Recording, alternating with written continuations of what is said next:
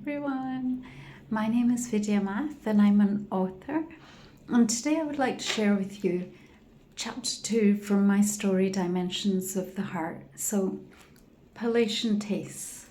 Zeron's fingers were illuminated again and he hid his hands within his sleeves rapidly before anyone could notice. This new affliction was wholly incompatible with his work. Selling wares, that too, the selling of popular fruit and vegetables, required the use of one's hands and for those hands to be on display. Aside from the inconvenience of having to hide his hands whenever they lit up, the phenomenon made the centre of his palms hurt with an excruciating pain that seared through him. When it happened at home, Zeron would check his hands to see if they were bleeding, for such an intense sensation surely must draw blood. But he had found no blue liquid oozing from his palms and hoped now, at the market, that there was none dripping from his hands down his back.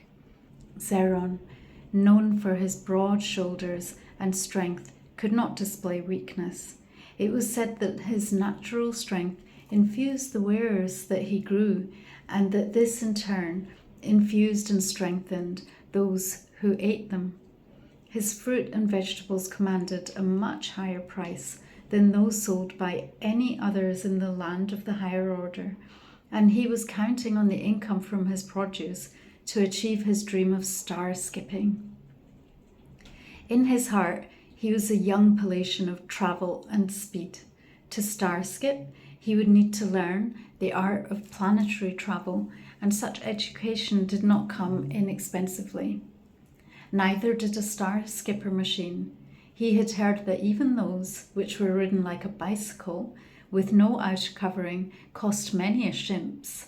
So he was saving all his high earnings and could not afford to jeopardize his reputation or livelihood with the display of luminous hands that would draw attention of an unwanted nature.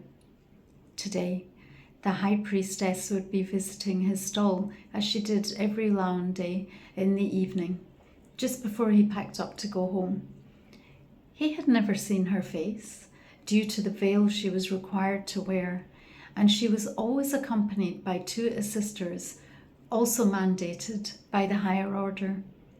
No pictures of the high priestess were in existence, so none in the dimension of the higher order but the panel of the circle knew what the high priestess looked like, and her energy was protected at any cost to ensure that it was not leaked into the residents who had found themselves beckoned and living in this atypical land.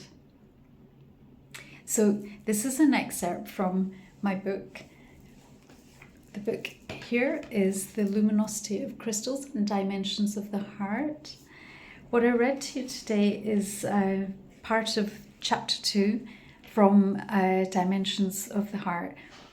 As you can see, it's a very magical story. It's a fantasy story. It's set in a land far away. And the book has two separate stories in it. One is a fiction story. So the first story in there is called The Luminosity of Crystals. It's a fiction story. And then we have a fantasy story, Dimensions of the Heart. And I will put a link to everywhere that you can find this book. It's available globally in the comments below. And if you read it, I hope you really love it. And also, I wish you a really good day and look after yourself.